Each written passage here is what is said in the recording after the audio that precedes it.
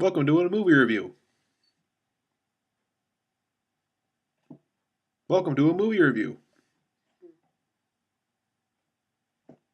Welcome to a movie review. Welcome to a movie review of Edge of Tomorrow. So that was my opening for my movie review today for Edge of Tomorrow. The reasoning for that very unusual way of opening a video is because in this film, Tom Cruise is basically kind of like the film Groundhog Day with Bill Murray.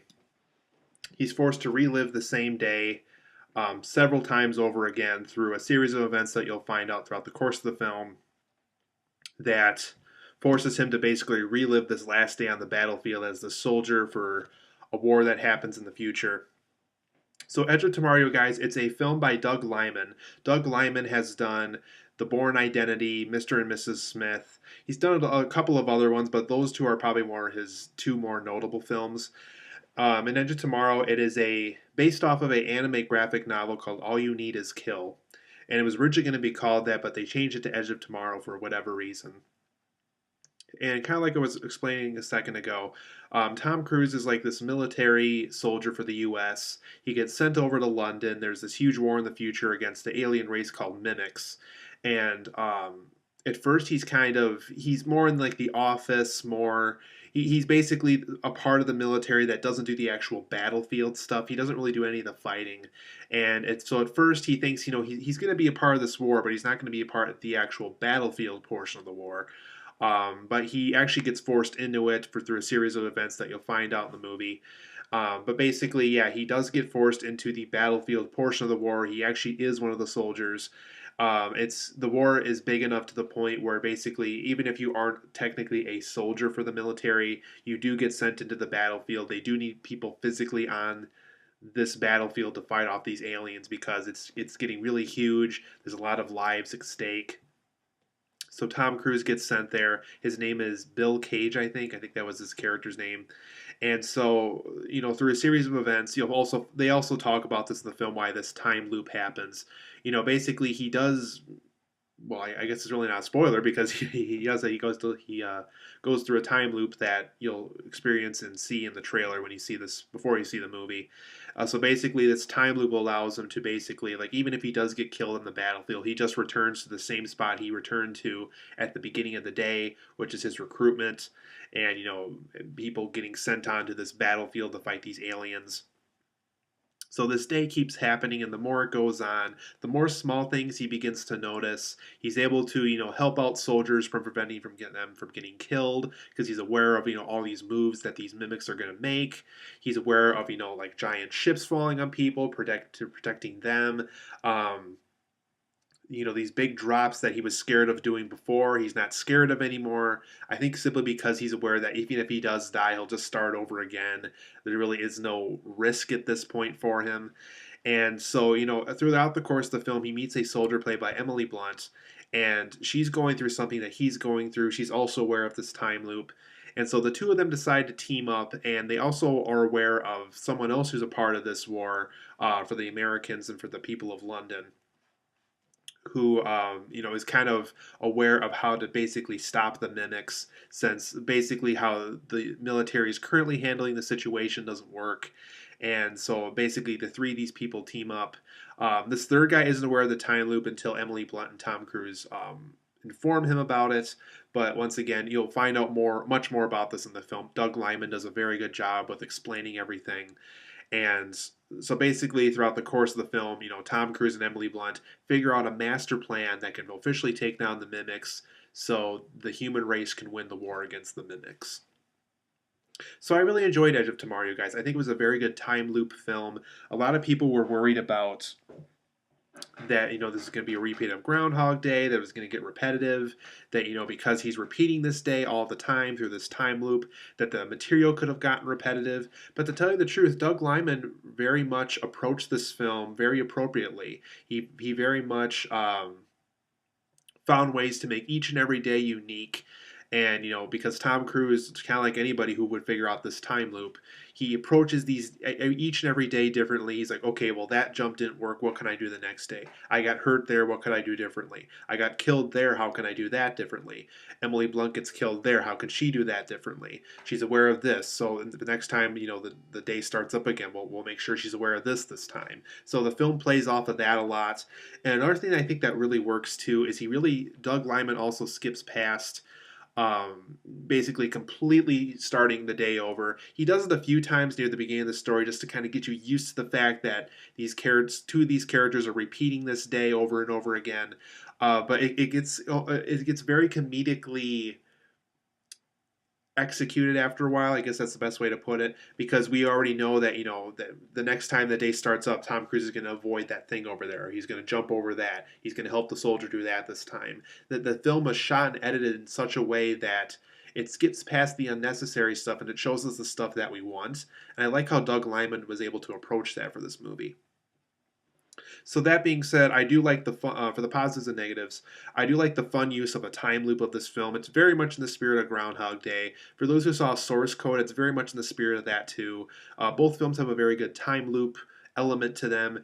Edge of Tomorrow very much follows along that same line. Very fun use of a time loop in a film. I like how these two of these characters are very aware of what's going to go on. They know each and every move, each and every mindset of somebody. Who's going to be on the phone when there's a phone call. Who's going to die, who's going to live, who's going to get hurt, which aliens is going to attack who. Just a very fun use of a time loop. The film also has a very good use of a sci-fi video game vibe. It very much reminded me of Halo. A lot of people are already talking about how this movie very much reminds them of Halo. And another element of Halo that this movie helps me remember about the Halo video games is the fact that when a person dies, they start over where the very beginning of the level was. And for Tom Cruise's case, he starts back at where the very beginning of this day which was his recruitment. It very much had a video game feeling to it. I kind of like that. Tom Cruise and Emily Blunt have great screen chemistry in this. I thought they worked very well together. Their one-liners played off of each other very well. I liked how the film, and this really isn't a spoiler, you'll kind of get this vibe when watching the trailer too. And like I said, it really is not a spoiler at all. Tom Cruise and Emily Blunt, they very much treat this, they're not in a relationship. There's even times where you think that they don't like each other, in fact. And I like how it's a friendship, and there's definitely elements where they respect each other so much that they don't mind giving each other a hug or a kiss, and all that kind of stuff. But I liked how there's hints of a romance, but it's not a straight on romance. I like that approach. I didn't like how it was the typical, oh, we're always working together so we're going to fall in love kind of thing. So I liked their screen chemistry. I thought they played off of each other very well in this. This is also a very different approach and a very interesting and new approach for a Tom Cruise character. Normally, we're used to seeing him in like the Top Gun, Mission Impossible roles where he's the tough guy, can handle any situation. I like how they took a different approach. I like how near the beginning of this film, he's very scared. He doesn't want to go on this battlefield. He wants to continue doing what he's always been doing, which is, the office side and the non-fighting side of the military. And I like how, when he gets onto this battlefield, he looks scared to death. And I like how over the course of the film, because, he knows he's going to repeat the day even if he dies, he gets more comfortable with doing these huge risky things. And I think it really worked well for his character. And it's a kind of a character I hope Tom Cruise plays more so in the future, because I think it's a very refreshing take on a character we don't really get to see him play a lot. The aliens are very unique in this film too. I like how the fact that they're called mimics is very appropriate too. I like how they play off of the fact that, oh, this person's moving this way, I better do this, or because they're very aware of what's going to go on. They're very smart. They're basically an unstoppable force in a way, because they know how the humans are going to do things. They know the humans are going to be on this battlefield at this time, at this place, and stuff. And they talk about this in the film too. Like I said, Doug Liman does a very good job explaining everything in this movie. So I liked the unique use of aliens in this film. I thought it was very effective. They also reminded me of the machines from The Matrix, for those who saw the Matrix trilogy.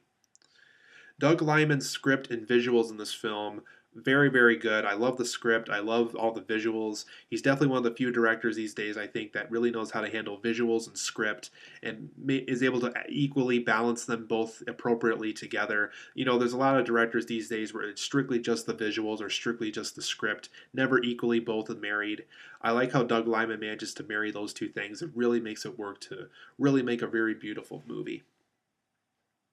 For some of the negatives of this film, I thought there was some occasional bad shaky cam. It didn't happen a lot, but for when it did happen, there was just, oh, it's like, oh, I wish they didn't use as much shaky cam there. There's a few scenes, specifically toward the third act of the film, where I thought the lighting of some certain scenes got a little too dark. It was hard to see what was going on simply because there wasn't a lot of lighting used for the scenes. So I would have preferred a little bit more lighting for some of these scenes simply because they were shot so, in such a dark environment. It was just so hard to see what was going on, specifically toward the third act of the movie. There's also a portion of the film where Tom Cruise has a lot of off days in this time loop because he's aware that the day is going to repeat. Because he can commit suicide or get killed or whatever, and he knows he's going to start back at the beginning again. There's a lot of days where he just kind of goes to the bar and drinks or just goes off and does whatever. Um, I really didn't like that part. It felt like the film was kind of detracting itself from the story. Some might like the fact that it's not just concrete war days, but I don't know. I felt like whenever he did have the off days, it kind of went on for a little bit longer than it should have. In a way, it almost felt like something that would be like the deleted scene you would see in the deleted scenes on like a Blu-ray or DVD in the movie. So I felt some of the off day scenes, like I said, of like Tom Cruise going to the bars and stuff, could have been cut out of the movie. I felt like they weren't necessary. Maybe hint toward the fact that he did that every once in a while, but I thought Doug Liman focused it on a little bit more than he should have because it really detracted from the story, I thought. Also, the third act of the film is a little bit cliched and a little bit bumpy. Um, it kind of broke its own rules in a way. I know a lot of these time loop films tend to do that when it comes to wrapping up a film like this, but it was just a little too cliche for me. It was a little too like, oh well, the hero's always going to win, and oh this is always going to happen, and all that kind of stuff. And like I said, it got a little bit bumpy because it was breaking its own rules at some points, and it wasn't horrible, but like as far as like things that stand out that are a little bit flawed about the film, I think the third act specifically was the most flawed out of all the other portions of the film. So Edge of Tomorrow, guys, I give it a 9 out of 10. I really think it's a terrific film. I think it has a fun use of a time loop, a fun use of a sci-fi video game vibe, a very new and interesting approach for a Tom Cruise character. Tom Cruise and Emily Blunt give great screen chemistry in this. The script and visuals are great. The use of aliens is very good in this. But like I said, there's a little bit too many shaky cam, a little bit too much bad lighting in some scenes because of the darkness of the environment. Tom Cruise's off days could have been cut out. I think they could have just used that for the deleted scenes.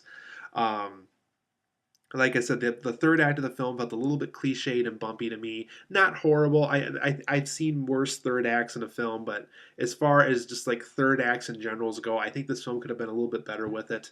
But overall, like I said, a very fun summer blockbuster. It's a fun time at the movies.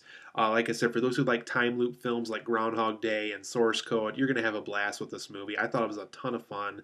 Even if for those who like video games like Halo, it definitely has that kind of vibe to it. Or if you even like Doug Liman, because I know he's very good with visuals and script, and he's good about having those little good small comedic moments every once in a while. So 9 out of 10 for me. I really enjoyed this film. I think a lot of you are going to enjoy it too. Edge of Tomorrow gets a huge thumbs up for me.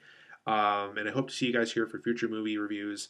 9 out of 10 for me again. Terrific film. Be sure to see Edge of Tomorrow.